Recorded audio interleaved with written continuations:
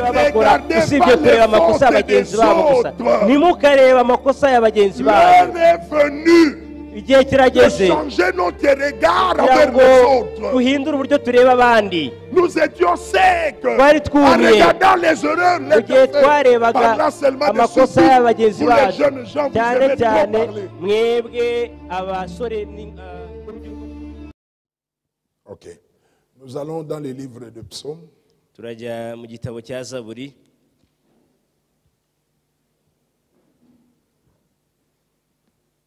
Psaume chapitre 42.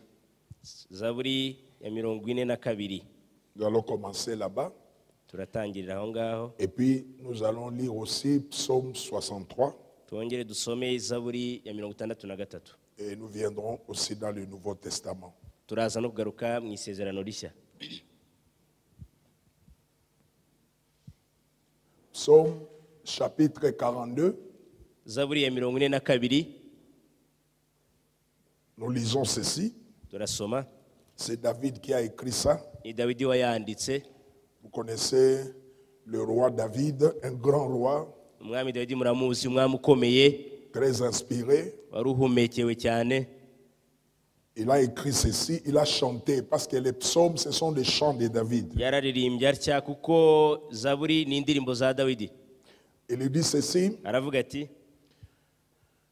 premier verset, murongo wa mbere jusqu'au verset 3. kugeza ku murongo wa gatatu. Comme une biche soupire près des courants d'eau, ainsi mon âme soupire après toi, ô Dieu.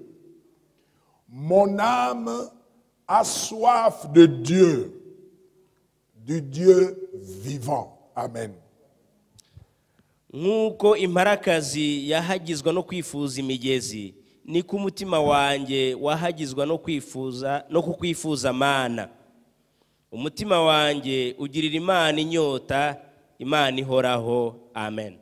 Mon âme a soif de toi, toi le Dieu vivant. Umutima J'ai wanjye soif de toi. urakunyotewe, wowe Mana nzima. Nous allons dans Psaume 63. Turajya kuri Zaburi ya 63.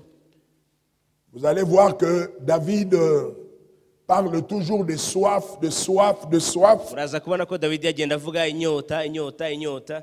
Ici aussi, nous allons aller dans les 2 premiers versets. Aha naho turasoma imirongo ya mbere ibanza. Ô Dieu, tu es mon Dieu, je te cherche. Mon âme a soif de toi. Mon corps soupire après toi. Dans une terre aride, desséchée sans eau. Mon âme a soif de toi, ô Dieu. Mana, ni wowe Mana yanjye, ndazindukira kugushaka. Umutima wanjye ukugirira inyota, umubiri wanjye ugukumburira mu gihugu cyumye. Amen. Amen. Nous allons lire dans Matthieu chapitre 4. Turasoma muri Matayo igice cya 4. Le verset 6. Murongo wa 6. Heureux ceux qui ont faim et soif de la justice, Hahirwa abafite inzara n'inyota byo gukiranuka, car ils seront rassasiés. Amen. kuko aribo bazahazwa. Amen. Seigneur, interprète pour nous ces écritures. Mwami, dusobanurire ibi byanditswe. Tes enfants sont venus ce matin. Abana bawe baje muri iki gitondo, Ils ont laissé leur maison basize ingo zabo parce qu'ils veulent apprendre quelque chose de toi. kuko hari icyo bifuza kwiga giturutse iwawe. Dans ces quelques minutes, Muri iyi minota mike interprète pour nous ces paroles que nous venons de lire, dusobanurira aya magambo tumaze gusoma, car nous croyons kuko tubyizeye que l'homme ne vivra pas de pain seulement, ko umuntu atazabeshwaho n'umugati gusa, mais il vivra de toute parole qui sort de la bouche de Dieu. ahubwo azabeshwaho n'ijambo ryose rivuye mu kanwa k'Imana. Sois loué, Himbazwa parce que tu nous as déjà répondu, kuko wamaze kudusubiza. au nom de Mu Jésus-Christ. izina rya Yesu Kristo. Amen. Amen. Vous pouvez vous asseoir. Amen. Ushobora kwicara. Nous sommes en train de parler sur ce sujet appelé la soif. turi kuvuga kuri iki kigwa cyitwa inyota. La soif, nous le voyons ici où David le répète dans le chapitre 42. Il dit, mon âme a soif de toi. Dans le chapitre 63, David dit, mon âme a soif de toi.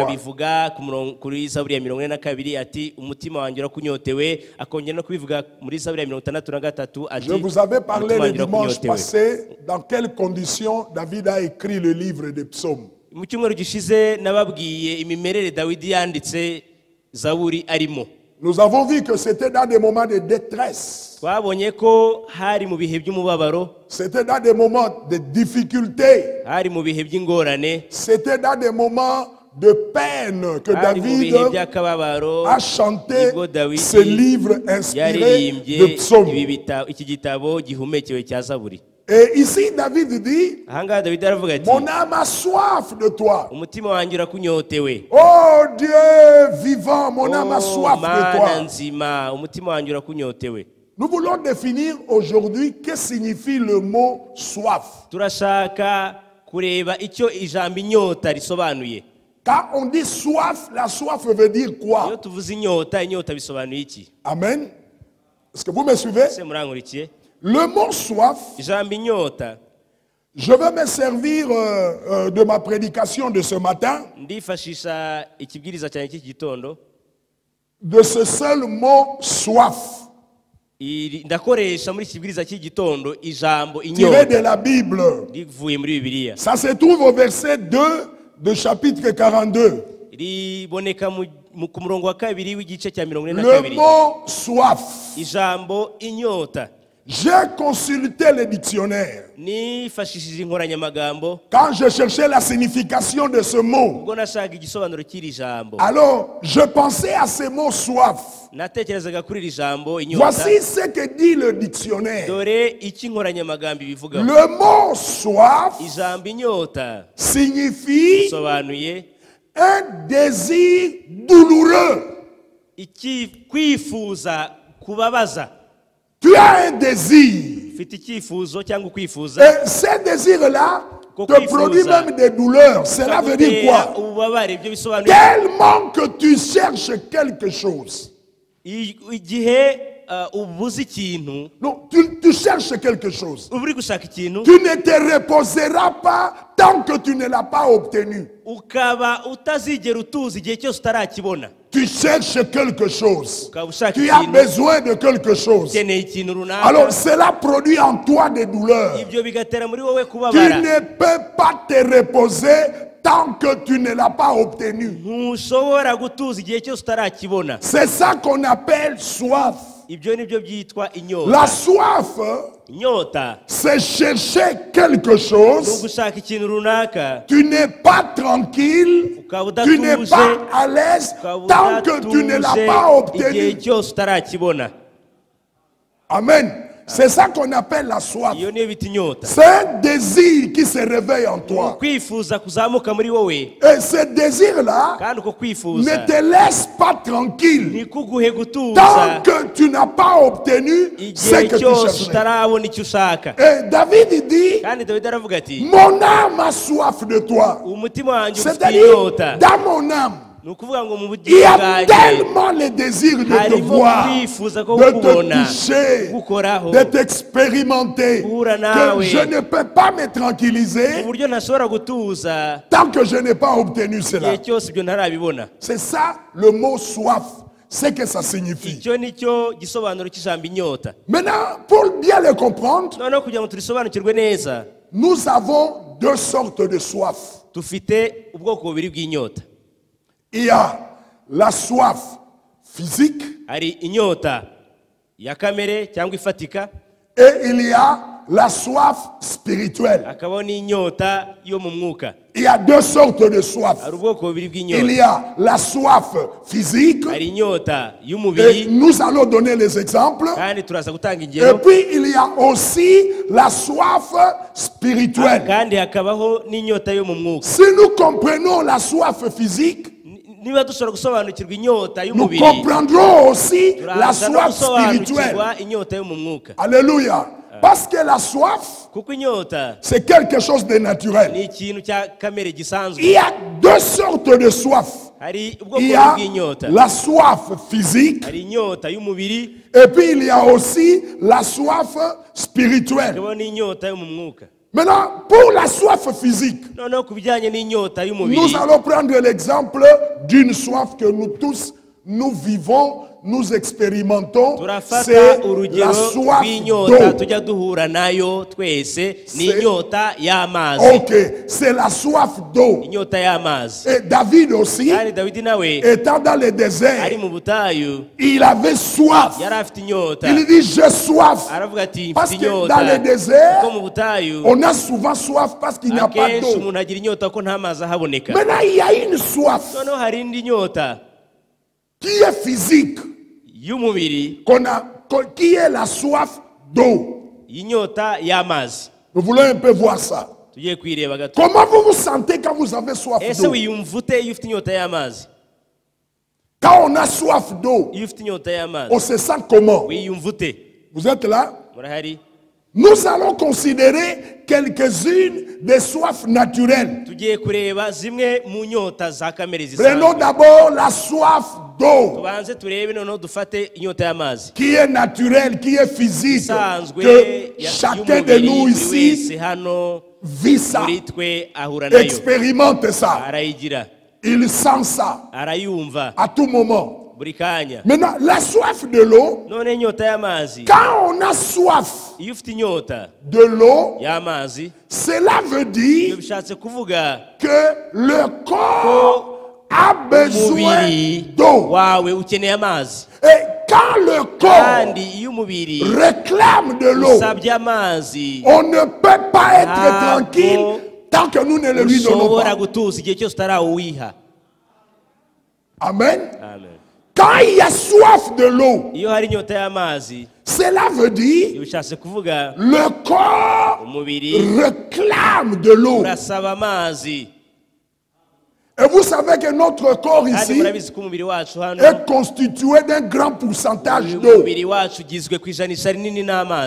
Nous avons beaucoup d'eau dans notre corps. Et si le corps n'a pas d'eau, on peut périr. On ne peut plus vivre. Vous voyez? Quand on a soif d'eau, cela veut dire que le corps a besoin de l'eau. Et si vous ne donnez pas au corps de l'eau, vous allez périr. Alléluia. Amen. Si le corps ne reçoit pas de l'eau, alors qu'il le réclame, alors vous allez périr. Parce que quand il le réclame, il faut le lui donner. La soif est une réclamation. La soif est un désir. On doit satisfaire à ça. Quand le corps demande de l'eau, donnez-lui de l'eau. Vous ne lui donnez pas de l'eau, le corps va périr. Vous allez mourir. Vous allez être déshydraté. Et vous ne pouvez pas rester en vie si vous ne donnez pas au corps de l'eau, alors que le corps réclame de l'eau. Si vous ne pouvez pas procurer de l'eau à votre corps pour apaiser cette soif, alors vous allez périr.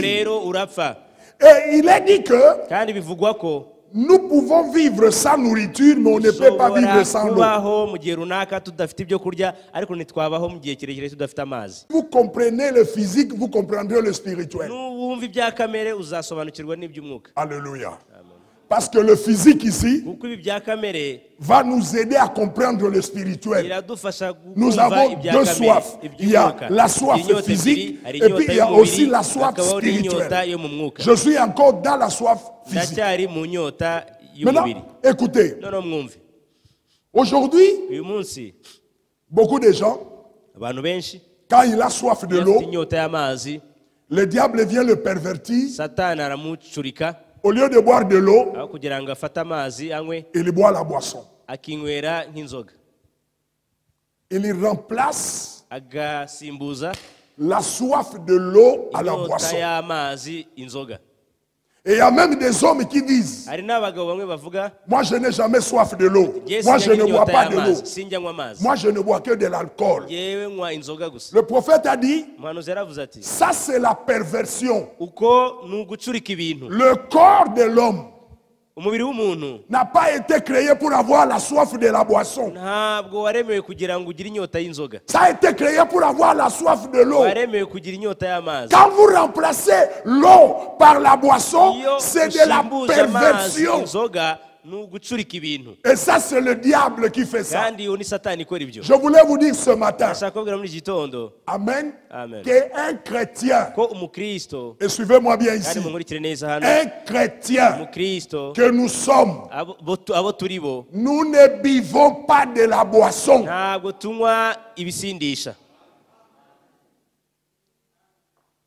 Amen. Un chrétien ne boit pas.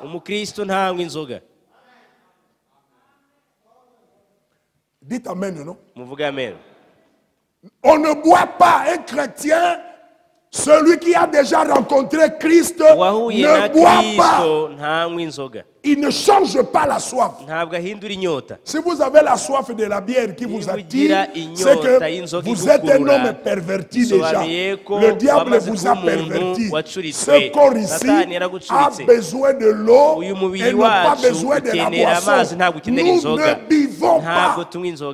Nous ne buvons pas. Amen. Ça c'est notre doctrine. Comme chrétiens, nous ne buvons pas. Même pas un petit verre. Un chrétien ne boit pas.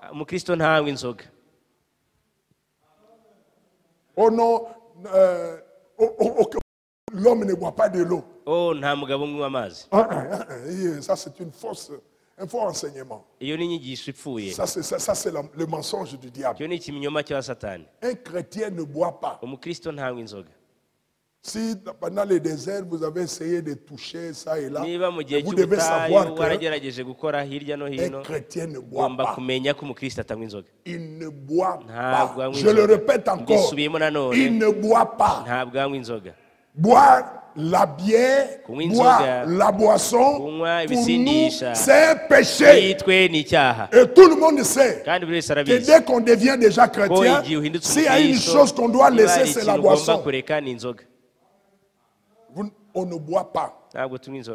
Amen. Amen. Maintenant, écoutez ce que Frère Branham dit. Ça m'a fait beaucoup de bien. Dans sa prédication Amour, il dit ceci. 31. Je me rappelle la première petite Bible que j'avais. Il avait une petite Bible.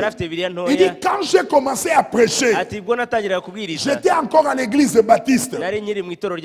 Quelqu'un m'a demandé, Frère Branham, est-ce que c'est mauvais de fumer? Est-ce que c'est mauvais de boire l'alcool? Alors j'avais écrit la réponse dans ma Bible. Et là dans ma Bible, l'homme m'avait posé la question. Est-ce que c'est mauvais de fumer? Est-ce que c'est mauvais de boire? Il dit, dans ma Bible, j'avais écrit la réponse. Pour l'homme qui m'avait posé la question, je lui ai dit, ne me posez pas des questions insensées. Maintenant, écoutez ce que j'avais écrit. Si vous aimez le Seigneur de tout votre cœur, vous ne fumerez pas. Oh, mais pourquoi vous ne dites pas Amen? Si vous aimez le Seigneur de tout votre cœur, vous ne fumerez pas.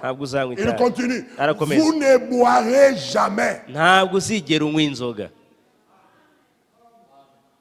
Vous buvez parce que vous n'aimez pas le Seigneur. Vous Vous fumez parce que vous ne l'aimez pas. munywa itabi kuko mutamukunda. Si vous aimez vraiment le Seigneur uramutse ukunda mu by'ukuri de tout umwami votre cœur, umutima wawe wose, vous ne fumerez pas. ntabwo wanywa inzoga, Vous ntabwo ne wanywa itabi, boirez pas. ntabwo wanywa Vous ne n'inzoga, pouvez pas toucher à l'alcool. ntabwo wakora kubisindisha. C'est impossible. Vous ne pouvez pas toucher à ça. Ntibishoboka, Il dit ntabwo si vous wabikoraho. l'aimez, aravuga ngo niba vous ne umukunda buverez pas. Vous ntuzanywa ne inzoga, boirez pas l'alcool. Vous ntuzanywa ne fumerez ibisindisha, pas. ntuzanywa itabi. Cela est exact même ce matin. Ni nako bimeze muri iki gitondo. Si vous l'aimez Niba mumukunda de tout votre umutima cœur, wanyu wose, alors vous ne toucherez pas à ces choses-là. bityo ntimuzigera mukora kuri ibyo C'est le bintu. diable qui est venu pervertir la vraie Satani soif niwe de l'eau, waje gucurika inyota y'amazi amener les gens à avoir la soif de kugira ngo l'alcool. atere abantu kugira inyota y'inzoga.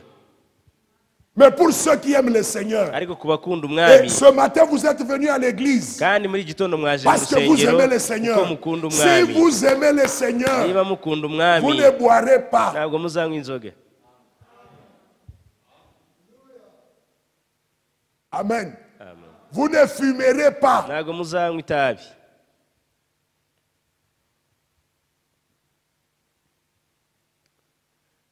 Je vous dis que si je suis un chrétien Ndababwiye nti niba ndi umukristo et que j'aime le Seigneur kandi nkaba nkunda umwami, et que demain vous me voyez dans la rue hanyuma ejo mukazambona mu muhanda en train de boire, ndi kunywa inzoga, alors vous avez le droit de croire que je ne suis pas un chrétien. ufite uburenganzira bwo kwizera ko Parce que ntari mon umukristo, témoignage est faux. kuko ubuhamya bwanjye bwaba bupfuye. Si vous aimez le Seigneur, Niba ukunda umwami, je le répète encore, bisubiyemo si nanone, vous aimez le niba Seigneur, ukunda umwami vous n'allez pas boire, ntabwo uzanywa inzoga, vous n'allez pas fumer. ntabwo uzanywa itabi.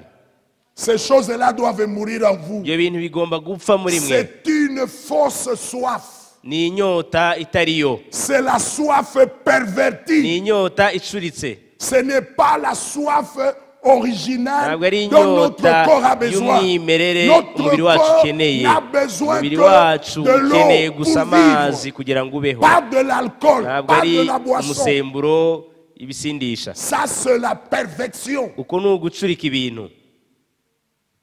Amen. Amen. Amen. S'il y a des frères qui boivent ici, Niba hari bene data banywa inzoga hano, c'est que vous n'aimez pas le Seigneur. ni uko ubwo mwaba mudakunda umwami. Je sais que dans la culture, notre culture ici, Nzi neza ko mu muco wacu un homme, pour qu'il soit appelé homme, il doit prendre quelque chose à boire. umugabo kugira ngo yitwe umugabo nyawe agomba gufata. Je ne sais pas ce Le coup, matin, j'ai mis ça dans ma prédication pour vous le rappeler. Sinzi impamvu muri iki gitondo nabishyize mu kibwiriza Je cyanjye voulais kugira ngo encore vous le mbibibutse. dire. Frère Nashaka Branham kongera dit, kubibabwira. Mwene data Branham aravuga ati, s'il a été contre l'alcool dans toute sa vie, niba yararwanyije kunywa ibisindisha mu buzima bwe bwose, c'est à cause de son papa qui était un très grand soulard. byatewe na se wari umusinzi cyane. Il dit que son père était tellement Avuga soulard ko se yari umusinzi cyane que cela a appauvri la famille. kugeza ubwo byakenesheje umuryango. Parce qu'un soulard Kuko umusinzi a une fausse impression de la soif. agira inyota itariyo.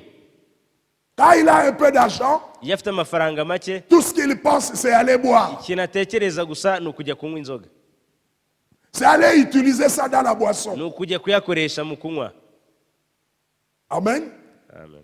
Il dit que dans notre famille, Aravuga ati mu muryango nous wanjye étions très pauvres. twari abakene cyane.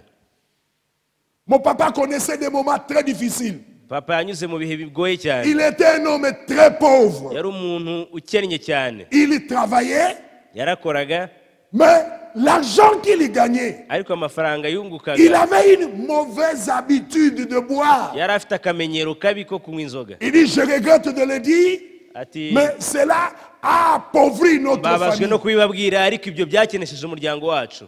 Quand vous êtes un soulard, Iyo uri umusinzi, dans la Bible ici, dans la Bible, muri Bibiliya, pour les chrétiens qui croient à la Bible, abakristo bizera Bibiliya, on n'est pas autorisé de boire. ntabwo twemerewe Je kunywa peux inzoga. vous montrer beaucoup de versets. Ushobora kubereka imirongo myinshi.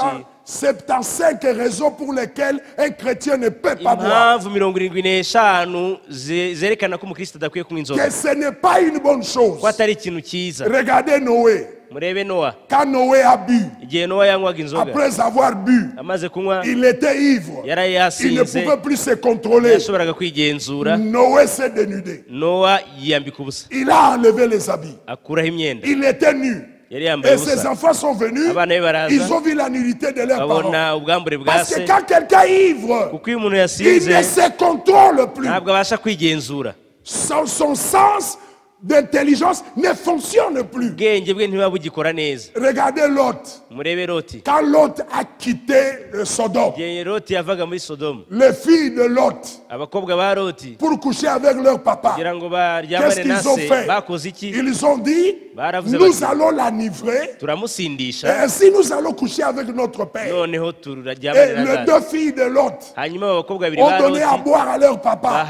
Lot a bu, il s'est enivré. Et il se retrouvait qu'il a couché avec ses filles. Vous comprenez ce que la boisson fait? La boisson avilit quelqu'un. Ça pousse que vous fassiez des choses sans votre propre raisonnement. Amen. Amen. Si vous ne buvez pas, ne les donnez pas aussi aux autres. Est-ce que vous me suivez là-bas? Amen. Oh, alléluia. Suivez-moi, moi je suis ici pour dire ce que Dieu me met dans le cœur. Est-ce que nous sommes ensemble? La boisson n'est pas une bonne chose. Alléluia. Nous ne croyons pas qu'un chrétien peut boire. Amen. Il ne peut pas boire. Quand vous buvez, vous allez faire des dégâts énormes. Vous ne vous contrôlez pas. L'intelligence est partie. Les choses que vous faites dans l'ivresse, quand votre intelligence revient, on vous dit vous avez fait ça. Vous avez fait ça. Vous allez dire est-ce que c'est moi? Dieu n'a pas mis en nous la soif de la boisson. Frère Branham a dit, la soif de la boisson, c'est une perversion du diable.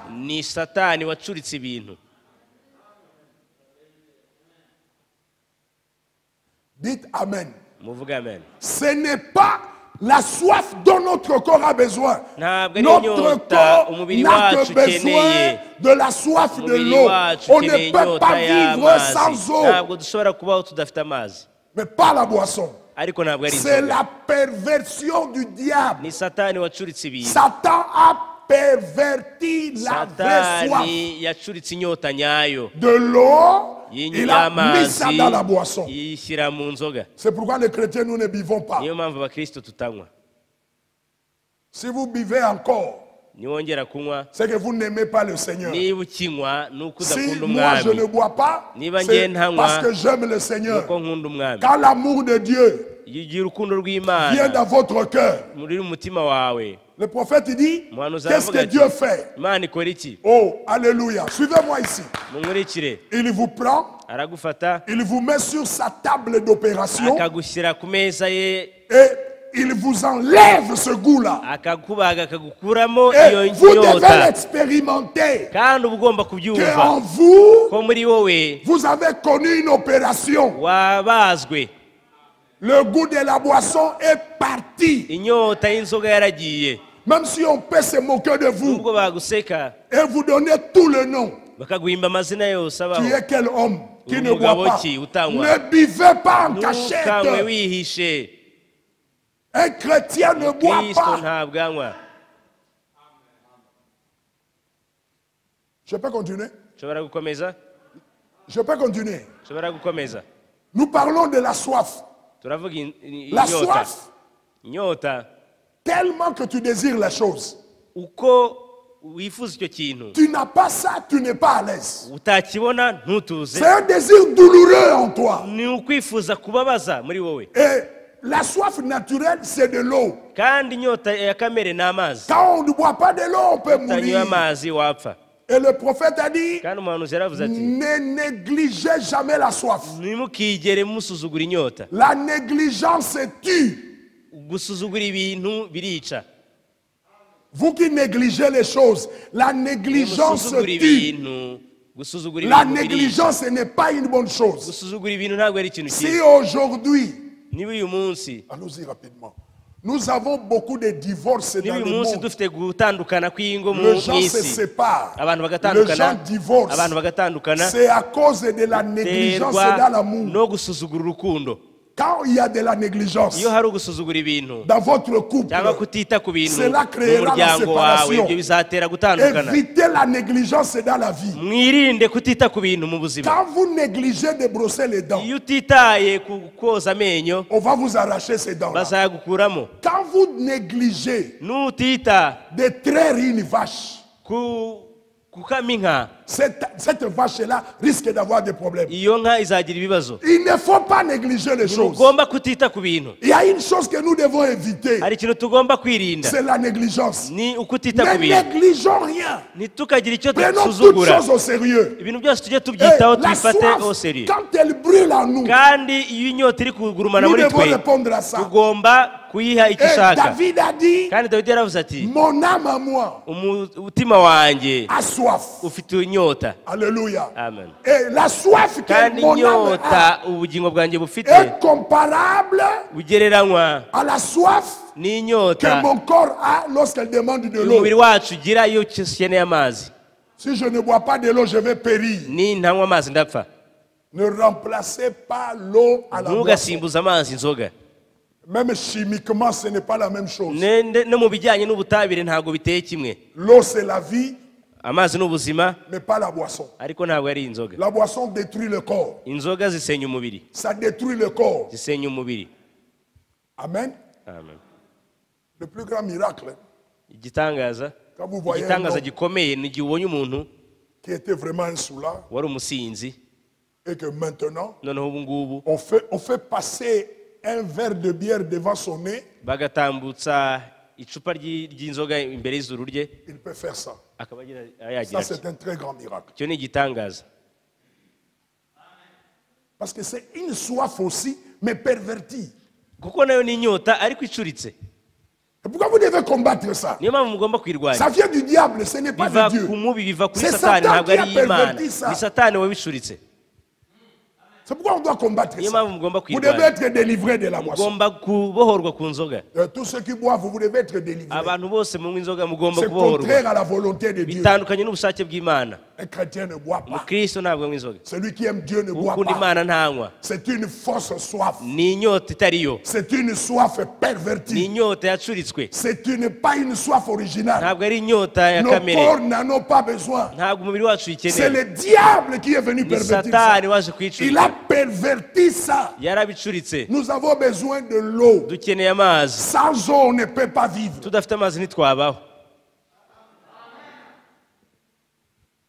Amen. Amen. Le prophète est allé quelque part où les gens ne se préoccupaient que de boire. Alors lui, il a amené son eau. Il a amené son eau. Il dit, mais c'est quelle espèce de boisson? Moi, c'est ça, c'est de l'eau. Un chrétien doit savoir ça. Amen. Laissez-moi continuer. Vous me suivez? Est-ce que c'est bien entré? Vous les mamans, vous le savez. Quand vos maris sont devenus des soulards, vous savez comment vous souffrez. Le foyer connaît des problèmes quand l'homme devient soulard. Il n'y a plus de projet dans la famille. Tout l'argent qu'il reçoit, il doit programmer la boisson.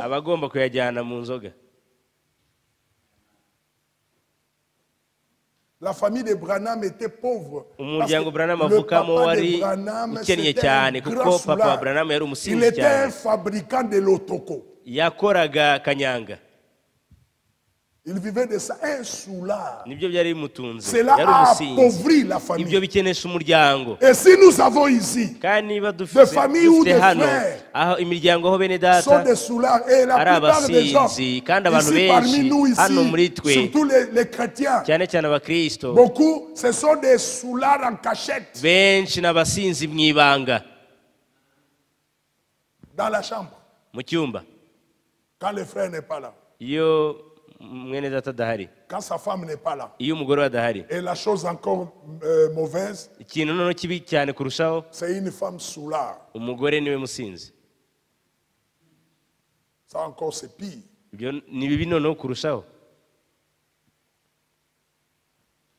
C'est pourquoi c'est une fausse soif. Okay. Je suis toujours dans la soif physique. Il y a une deuxième soif. Je suis en train de citer les soifs. Avant, si vous comprenez ça, vous allez comprendre la soif de l'âme.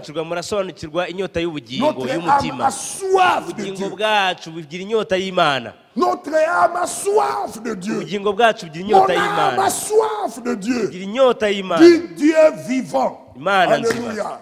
J'ai soif de Dieu. Je veux voir Dieu. Je veux toucher Dieu. Je veux qu'il se manifeste dans ma vie.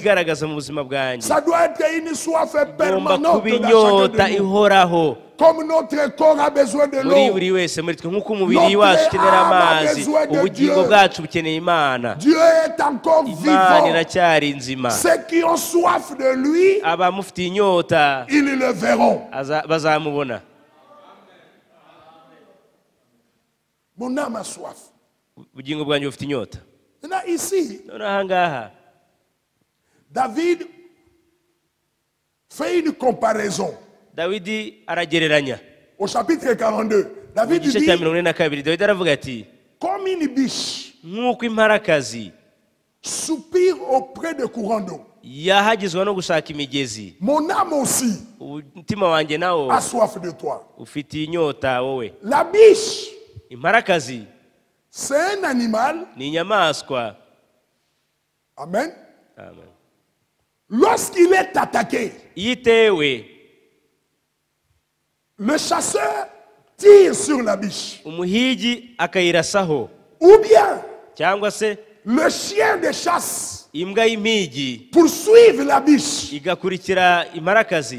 il est mort. Il est blessé.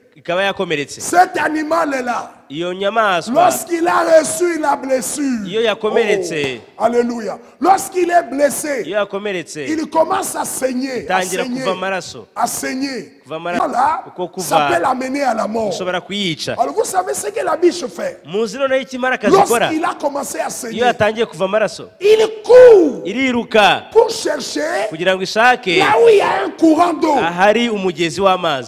Dès qu'il arrive là où il y a l'eau, il boit de l'eau, alors le saignement s'arrête. Et là, vous ne pouvez plus l'attraper. Et quand les chiens de chasse attaquent la biche, après l'avoir blessé, il est derrière, il suit les traces de sang. Parce qu'il sait que quelque part là-bas, à cause du saignement, la biche va tomber et mourir. Et alors il va venir, il attrape. Maintenant la biche, quand il est saigné, il court. Et en courant, il cherche de l'eau.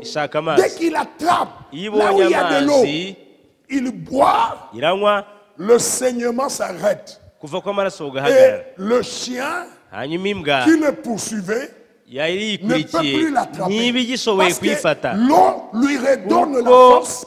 Amazi ayisubiza imbaraga ikaba ishobora kwiruka kurushaho. Ni gutya iteye.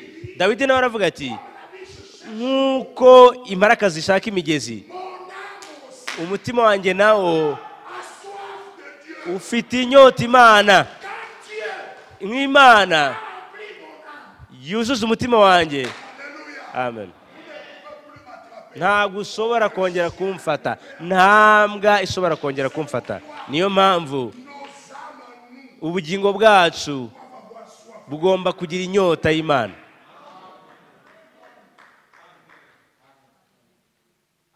Amen. Gomba kugira inyota y'iby'indengakamere, inyota yo kubona Imana.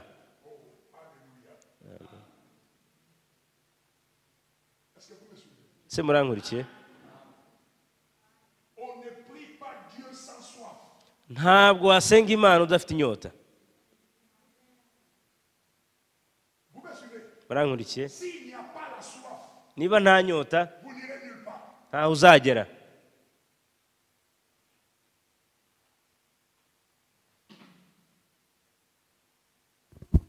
S'il n'y a pas la soif, vous n'irez nulle part. Niba nta ntaho uzagera. Pour prier Dieu, il faut avoir la soif. Kugira ngo usenge Imana ukwiye kugira inyota. La pile, je crois que la pile est finie. Donc, mon âme a soif de Dieu comme la biche. Umutima wanjye ufite inyota Imana nk'imparakazi. Ubugingo bwacu bugomba kugira inyota y'Imana, Imana nzima. Tugushaka kuyibona. Buri wese ashaka kubona Imana. Imana irahari, irashaka kwihishura. Dukeneye kuyibona, kuyibona mu mbaraga zayo, kuyibona mu rukundo rwayo. Turashaka kubona Imana.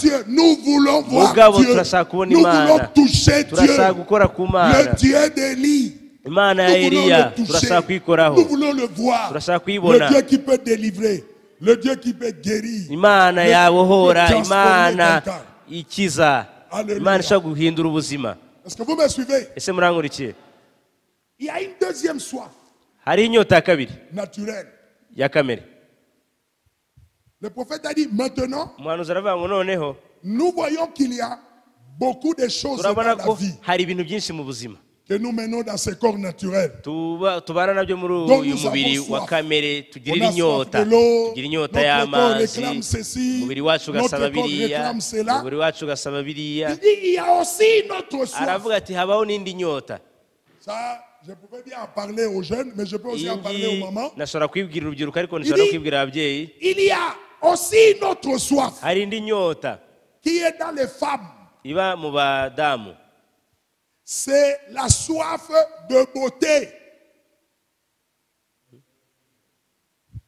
Les femmes aiment être belles. Ni inyota yo gushaka uburanga. La soif de beauté. Inyota y'uburanga. Les femmes. Abadamu. C'est une soif. Ni inyota. Frère, quand la sœur demande les mafuta, mwene data agiye mushiki wacu asabye amavuta, donnez-lui ça. Yamuhe. Parce que la femme telle qu'elle est là, kuko umudamu elle nk'uko aime aremwe être belle. akunda kuba mwiza. La femme aime paraître jolie. Ashaka kugaragara nk'umunyaburanga. Et ce n'est pas parce que nous sommes devenus chrétiens que cette soif-là est morte. Kandi suko twabaye abakristo iyo nyota elle est yapfuye. toujours là dans le sœur. Iracyahari muri bashiki bacu. C'est une chose naturelle chez la femme que d'être belle. Ni gisanzwe ku mudamu kushaka kuba mwiza. C'est naturel pour la femme. Birasanzwe ku mudamu que d'être belle. Kuba mwiza. De tout faire pour avoir cette beauté. Kora byose kugira ngo abone ubwo buranga. C'est une soif. Ni inyota. Les femmes les sentent telles qu'elles sont là. Abadamu babyiyumvamo uko bahari. Il y avait une sœur qui me disait, moi aussi je commence à expérimenter ça parce que je n'avais pas de filles jusque-là. Cette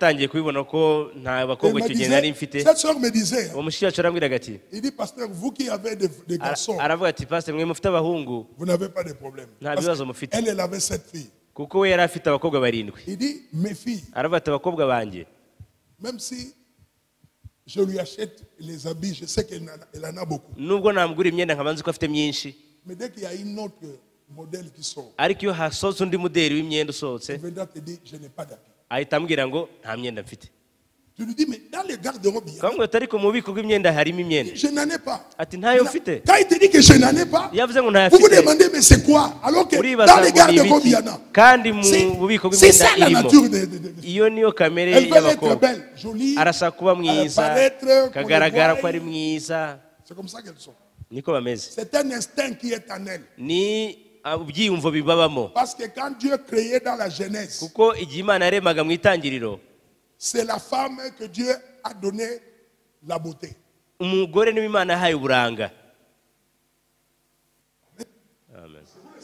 Depuis la Genèse, quand Dieu a créé l'homme et la femme, c'est à la femme que Dieu a donné la beauté, pas à l'homme.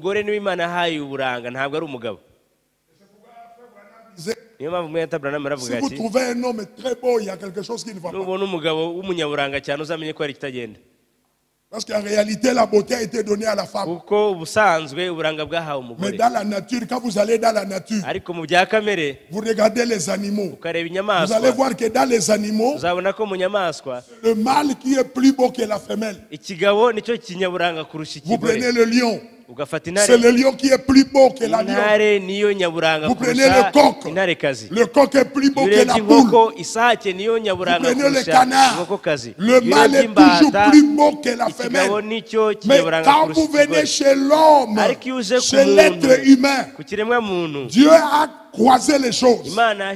C'est maintenant la femme qui est plus belle que l'homme. Et dans la nature de la femme, elle aime bien être jolie. Mais cette beauté aussi, le diable viendra aussi le pervertir. Parce que le travail du diable, c'est de pervertir la véritable soif que Dieu a mis dans l'homme. Comme il a perverti la soif de l'eau, il a amené la boisson. Comme il va aussi pervertir la beauté de la femme. Cette soif-là, la femme est faite pour être belle. Il n'y a pas de mal à la femme d'être belle. C'est une soif qui est en elle. Mais si la femme veut être belle, pour satisfaire cette soif-là, elle doit être belle naturellement. C'est pourquoi nous croyons à la beauté naturelle des femmes. Nous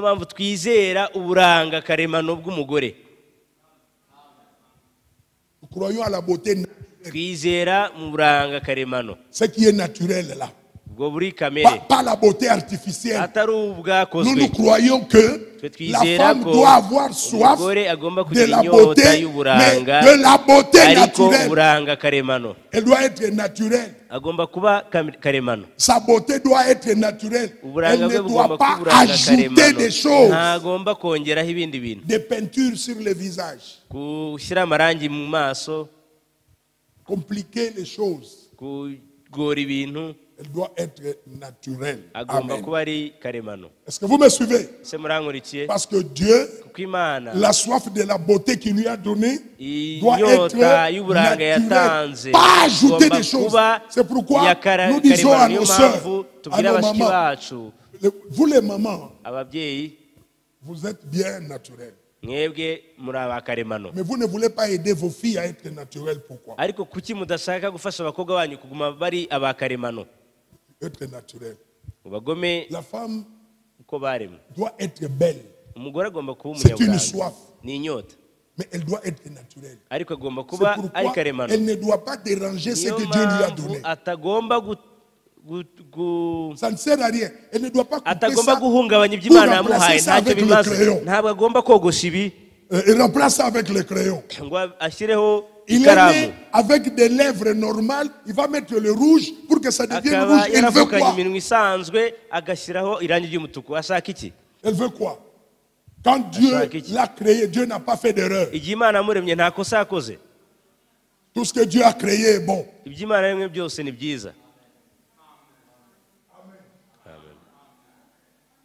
J'écoutais un pasteur. Il m'a fait rire. Écoutez ce que ce pasteur a dit. Le pasteur a dit, je vais conseiller aux jeunes gens. Quand vous voulez vous marier, avant de marier une fille, il faut la visiter très tôt le matin avant qu'elle ne se lave. Alors c'est là que vous verrez son vrai visage. J'ai dit, ah, c'est intéressant. Il dit, le matin là, avant qu'il ne sorte dans la rue, alors allez maintenant la voir, allez la saluer, alors là vous verrez. Parce qu'il y en a qui ont épousé des femmes, Il habite dans la maison. ageze mu rugo Le jour où la femme s'est lavée, il a vu. umunsi uwo mugore yakarabye C'est toi ou ce n'est pas toi? aravuga ati ni wowe cyangwa Parce si wowe qu'avec toutes ces histoires compliquées qu'on a aujourd'hui, kuko hamwe n'ibyo bintu byinshi une femme peut bashyiraho changer sa figure umugore yahinduye et ishusho il ye devient autre chose que ce qu'elle est réelle. ahinduka ikindi kintu gitandukanye n'uwo ari we Mais nous remercions Dieu. kandi turashima Imana Parce que notre Dieu ne fait pas d'erreur. kuko Imana yacu itagikora ikosa.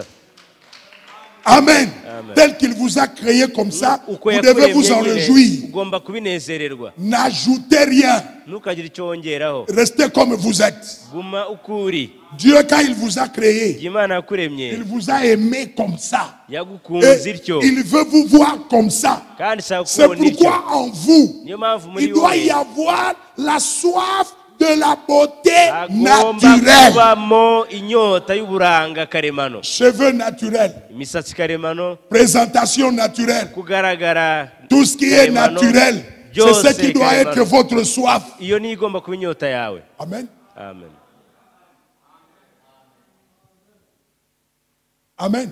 Amen. Ce qui est naturel.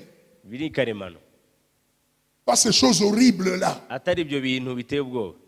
Des créatures bizarres. Les prophètes les appellent des Biremwa créatures bizarres bidasanzwe. qu'on voit aujourd'hui. Ibiremwa bidasanzwe tubona uyu munsi Il dit non, non, non, non, non, non, Aravuga non, ati, non. oya, oya, oya. Pas cette sorte de beauté-là. atari ubwo buranga. Pas cette sorte de beauté-là. Si ubwo bwoko Nous ne bw'uburanga. croyons pas à cette sorte de beauté-là. Ntitwizera ku C'est buranga une buteye soif gutya. pervertie. Ni inyota icuritse. C'est Satan qui a perverti Ni ça. satani wayicuritse. Qu'une femme coupe les sourcils, umugore qu'une femme yogosha ibitsike tire les cils, qu'une akurure femme ingohe se dessine, qu'une femme. Il dit, yishushanyeho. tout ça c'est la perversion aravuga de ati ibyo Satan. byose ni ugucurika Mais kwa Dieu satani. Ariko Imana défend ou a donné à la femme la soif de la beauté yahaye naturelle. umugore uburanga karemano.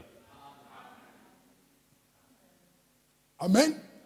Naturel. Soyez heureux karemano quand vous êtes unezerwe naturel. igihe uri karemano. C'est la vraie soif.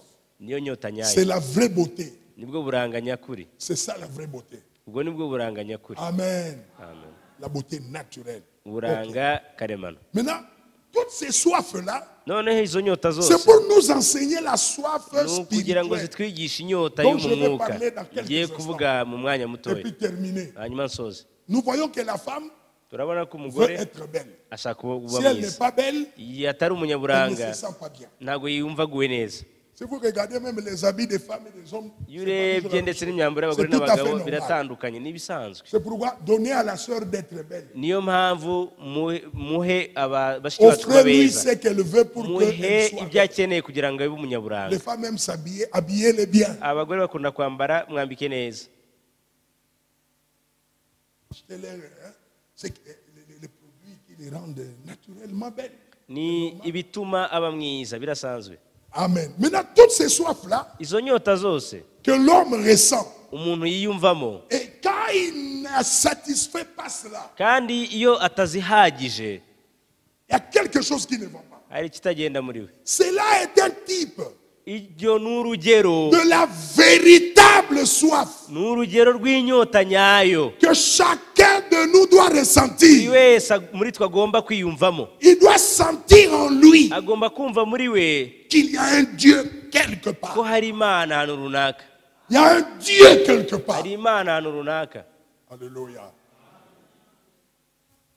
Dieu existe. Il y a un Dieu quelque part. Imana ibaho, hari Imana ahantu Il y a runaka. un Dieu vivant quelque part. hari Imana nzima ahantu runaka. Il y a un Dieu qui donne encore la paix quelque part. hari Imana itanga amahoro ahantu runaka. Il y a un Dieu qui soulage quelque part. hari Imana ahantu runaka ihumuriza. Il y a un Dieu qui guérit. Il est hari quelque part. Imana ikiza ahantu runaka. Nous devons sentir cette soif-là. tugomba kumvamo iyo nyota. Quelque chose nous attire à le runaka chercher. kidukururira kuyishaka. Le Dieu vivant, Imana nzima il est quelque part. iri ahantu runaka, Il est là. irahari. Chacun doit le chercher, buri wese agomba kuyishaka, le sentir, agomba kwiyumvamo, satisfaire cette soif-là. ugahaza iyo Ce que nyota. David a dit, Nicyo j'ai Dawidi soif yavuze. du Dieu ati vivant. mfite inyota y'Imana nzima. Le Dieu vivant, Imana nzima, le Dieu qui agit. Imana ikora. Alléluia. Amen. Le Dieu qui peut prendre un homme, il le transforme Imana ishobora gufata umuntu ikamuhindura Et cet homme-là, continuellement en lui, il a soif. Il veut venir écouter Dieu. Il veut prier. Il veut faire quelque chose pour Dieu. Cette soif doit être permanente dans la personne qui a fait l'expérience avec Dieu. Il a cette soif. Il veut voir Dieu. Alléluia. Je veux toucher Dieu. Dans chaque situation, il veut voir Dieu. Dans chaque épreuve, chaque situation de la vie. Quand vous avez soif de voir Dieu, c'est alors que Dieu aussi se révélera. Amen. Quand cette soif n'est pas là, vous ne verrez pas aussi Dieu. Dieu est vu quand on a soif de lui. Et pourquoi ça doit être là? Oh, alléluia. L'Église doit avoir cette soif-là. De voir Dieu, de toucher Dieu, de l'expérimenter. Qu'il est, il est le guérisseur, il est le sauveur, il est celui qui donne la paix, il est celui qui transforme. Cette soif des attributs de Dieu doit être dans chacun de nous.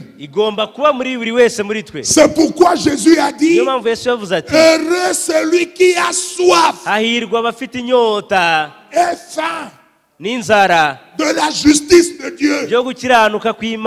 Ils verront Dieu. Nous devons avoir soif des attributs de Dieu, de le voir. Et quand vous avez soif, vous ne serez pas à l'aise jusqu'à ce que Dieu se fasse. Est-ce que vous me suivez? Vous n'êtes pas à l'aise. Vous devez, Dieu, on les cherche. Comme on cherche l'eau, Dieu aussi on les cherche. Et on les cherche dans ses promesses. Vous réclamez ses promesses et vous le verrez. Dieu ne veut pas que nous soyons des membres d'église. Dieu veut que nous soyons des gens qui l'expérimentons. Écoutez-moi bien. La vie chrétienne. Nous avons quitté le désert. Hein? C'est pourquoi je suis en train de vous remettre maintenant dans votre place. Alléluia. Amen. La vie chrétienne doit être une vie remplie de témoignages. Une vie dans laquelle Dieu est. Parce que là où Dieu est, il se manifeste. Vous me suivez? Il doit y avoir des témoignages que Dieu est là, Dieu a fait. Dieu a fait. Dieu a agi.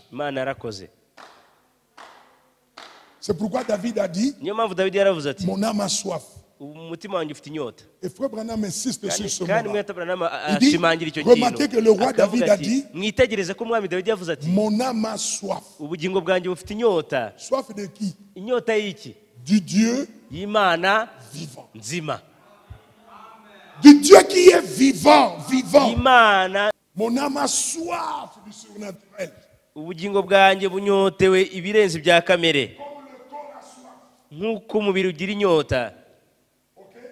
Mon âme aussi a soif.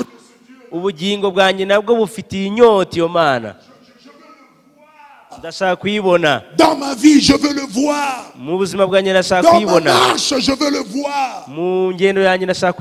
Je veux qu'il se manifeste à moi. Je veux qu'il devienne mon Dieu. David avait soif de lui. Et cette soif-là a amené David à voir Dieu. Et David est monté sur le trône. Dawidi ajya ku ngoma y'ubwami. David commençait à se poser des questions. Dawidi yaratangiye kwibaza ibibazo. Est-ce que cette onction que j'ai eue, ese kugusigwa nagize, est-ce que c'était vraiment une véritable onction? Ese kwari gusigwa nyakuri? Comment je peux souffrir comme ça? Ni gute nshobora kubabazwa ntya? Oh, hallelujah. C'est pourquoi il a dit, mon âme a soif. Aravuga ati ubugingo bwanjye burakunyotewe, ndashaka kukubona. Oh Dieu, je veux te voir. Mana, ndashaka kukubona. Moi aussi je veux le voir. Nanjye ndashaka kuyibona. Toi aussi tu veux le nawe voir. urashaka kuyibona. Nous avons des situations difficiles. Dufite ibibazo Nous voulons le bikomeye, voir. turashaka Vous kuyibona. pouvez encore l'appeler. Ushobora kongera Il peut kuyihamagara, encore se faire voir. ishaka kongera Il kwigaragaza. est le Dieu réel. Ni Imana y'ukuri, Il peut encore se faire voir. ishobora kongera kwigaragaza.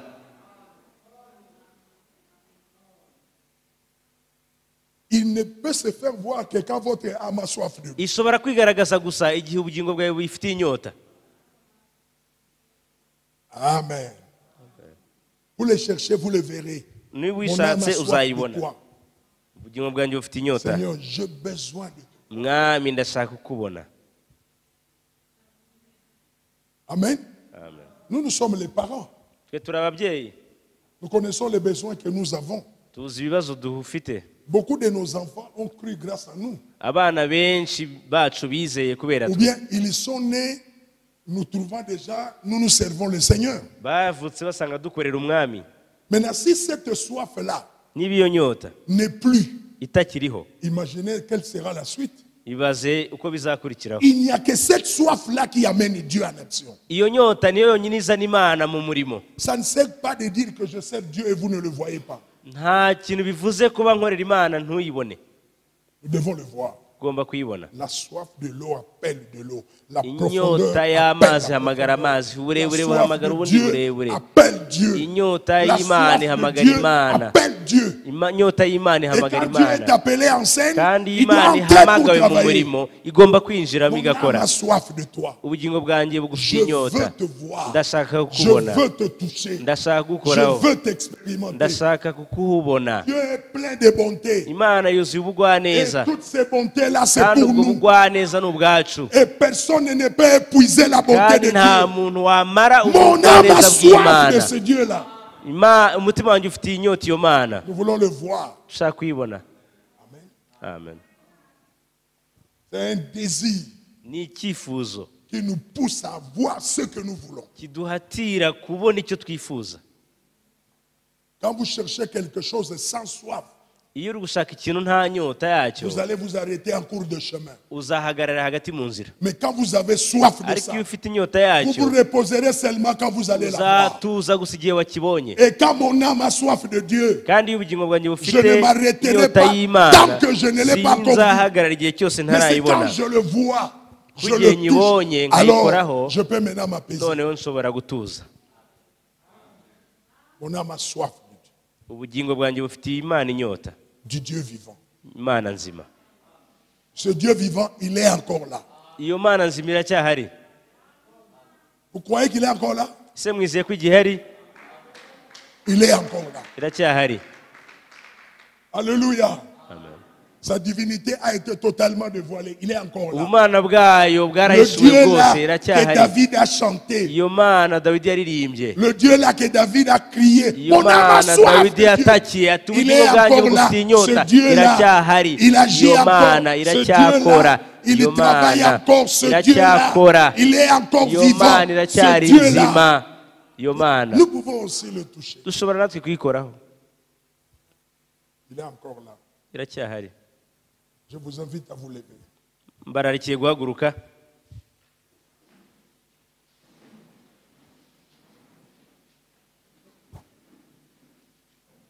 Je aussi, on ne parle plus beaucoup. Ntabwo mvuga byinshi.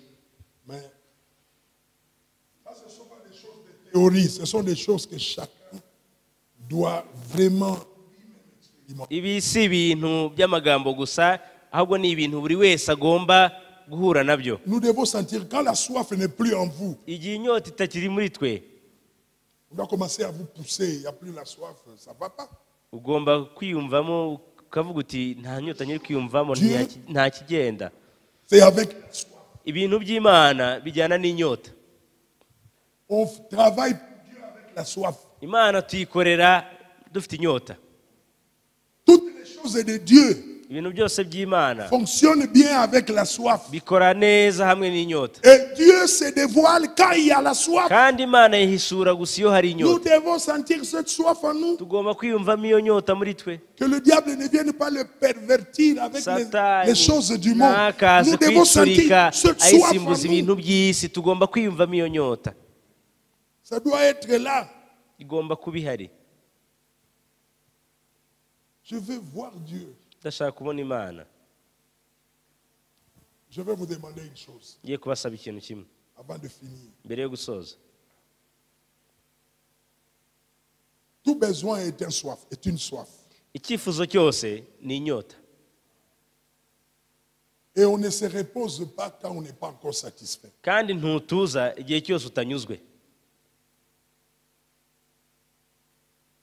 Le Dieu vivant est encore là. Si vous l'appelez, vous le verrez. Amen. Je veux que nous prenions quelques bonnes minutes avec nos mains levées. Quel besoin tu as? Que veux-tu recevoir de Dieu?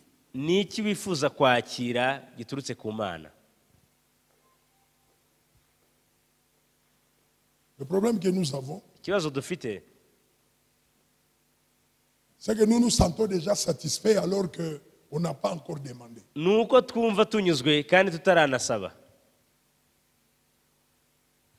Vraiment avec vos mains levées. Le Dieu vivant est encore là. Je veux que nous prenions quelques moments de prière. Que Dieu amène à nous un réveil de le chercher. Nous avons fait beaucoup de temps dans le désert, assoiffés. Maintenant, le temps est venu que nous soyons remplis. Je ne peux pas commencer d'autres enseignements ou vous enseigner autre chose tant que la soif n'est pas encore dans chacun de nous.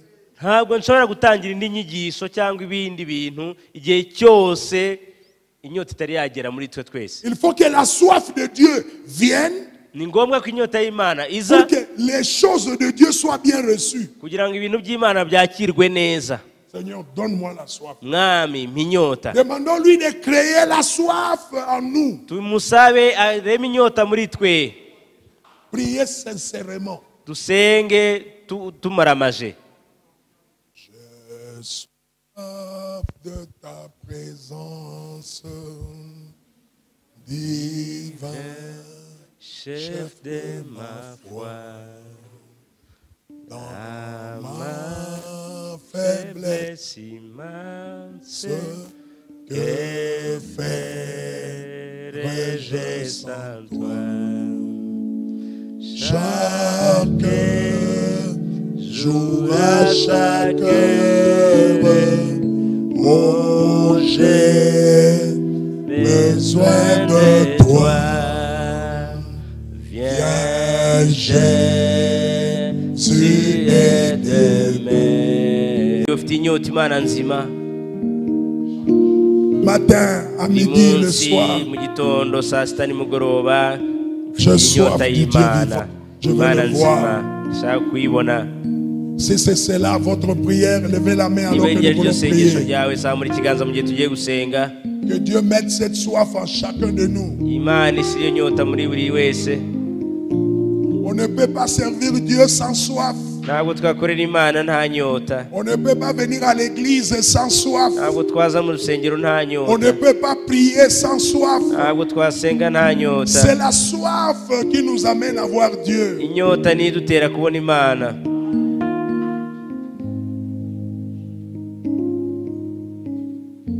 Seigneur notre Dieu,